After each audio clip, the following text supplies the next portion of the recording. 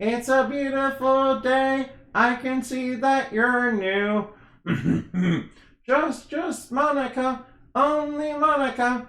Oh yeah, by the way, we're gonna read some more lore. Alright.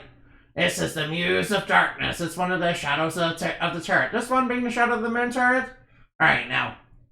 This muse has a crown of brightly colored 7 stars. They're, alright now, and a flawless blonde hair and is clad in living, mad, manic, dissonant music wrapped around her in a seemingly perfect humanoid body. Then she carries a bloodstained gray-toned brush that is chained to her. That is tipped with rotten blood. And she covers her form-sensitive bits and her eyes with biblically accurate coward-like wings, which are burning, which have bloody, burning, hate-filled eyes. Oh yeah, there we go. Yeah, that's an edgy image, yeah. She was the one who engineered and led those who once ruled over the stars and creation itself in the celestial realm. She was the one who engineered and led those who once ruled over the stars and the creation itself in the celestial realm, and is one of the major villains in the story of Earth-I, and is responsible for tricking humanity into opening the box of evils. Something her subordinates and her made a plan to steal, even though the goddess of creation wanted very much to keep it out of the hands of her vulnerable new creation known as humanity and humanity's creations, the Tulpas. The Muse of Darkness knew the box of evils housed the great evils of arrogance, obsession, ignorance, hatred, deceit, waste, envy, greed, and hypocrisy. And had been the Muse of Darkness had been instrumental in defeating and imprisoning them during the Dark Age, and presented the box of evils as a present and a gift from the goddess of creation to the first among humanity, which he knew wanted them to infect and corrupt humanity and humanity's children. The Tulpas intentionally. Hi there, Matt. Intentionally to sabotage and destroy and justify war crimes and the oppression carried out by her and her allies. He ascended throughout all the realities they stained with their one singular act of evil. She even wanted to use it to lay blame on the goddess of creation and rally the Celestials against the goddess and ensure that the order that the Muse of Darkness clearly fought for and the power that the goddess had given freely to humanity, the power of creation and tulpamancy, would never. Alright, now. Would never ever be in the hands of such things that, with the wrong shape, the wrong color, the wrong idea, the wrong thought ever again. Which is how the Muse of Darkness saw humanity. The Muse of Darkness first started feeling this way when the new elemental lords different from the ones she knew would be made, and the new treasures, new powers, and new true arts would be developed, which she found alien and strange, and because humanity beings that could be their equal and even surpass them according to the goddess's own will, that the goddess wanted wanted the humanity to be like her children too. And, the Muse of Darkness thought they were an abomination, a thing that shouldn't fly too close to the sun in her eyes. The goddess to punish the Muse of Darkness sealed the Muse of Darkness over in her own brush that has become a cursed artifact known as the Brush of Madness, and that she would try to do her best to set up barriers and wards to protect it from the hands of the vulnerable.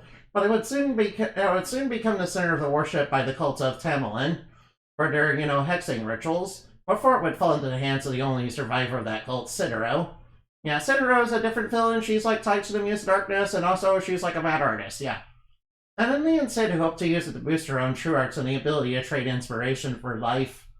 Yeah, that's basically what Leon Sids do, yeah. They're basically a type of fairy. They're basically like a muse that, basically trades, inspiration for, life force. That's basically what they are, yeah. If you ever are interested in that. I learned about it from, you guys ever seen, the Ancient Magus Bride? Yeah, you guys should actually watch that. That show is pretty good. Well, only for Citaro to be taken over, her arts corrupted into mad artistry, and for the Muse of Darkness to use her to steal the world canvases, then work under and eventually try to manipulate Lumina Knight herself. in order to paint over the world canvases and link them to Lilith by using the dark virus. Also, she can also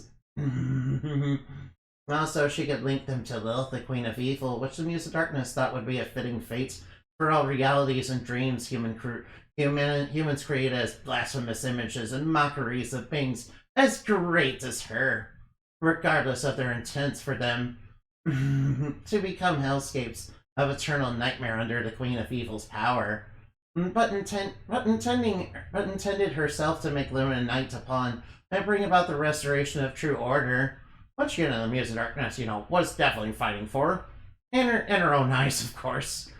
In her own, corrupt little, mind sky fairy eyes. That she sought since the beginning of the Muse of Dark.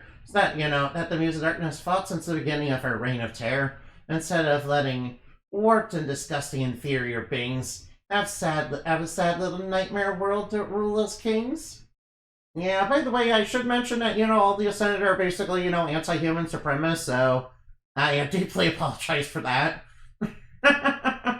Any and Lumina Night herself would temporarily ally with Indumati in her own goals and dark ambitions, and Indumati Evening Night would be the end of the Muse of Darkness, of being the Muse of Darkness herself found an abomination, being born from human and one of the descendants made of human imagination that, in the end, outshone her with the very light she once sought to snuff out.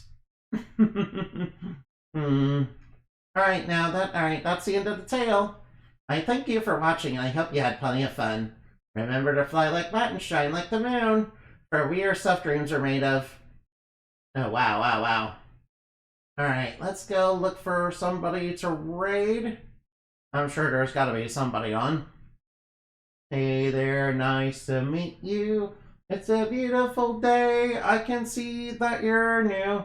Just Monica, only Monica. You and me belong together. Alright now. Alright, let's raid Friendly Frisk. Alright now, let's go raid them, shall we? By the way, thank you for watching. I hope you had plenty of fun. Oh well, I think I became frozen. I'm really sorry, that camera sometimes, has a bit of a mind of its own, unfortunately. So I apologize. Anyway, see you later, bye-bye. And thank you for watching. Goodbye. Alright, don't forget today's raid message is Moonbat Raid. Moonbat Raid, giving you rabies. And your baby's rabies. Goodbye.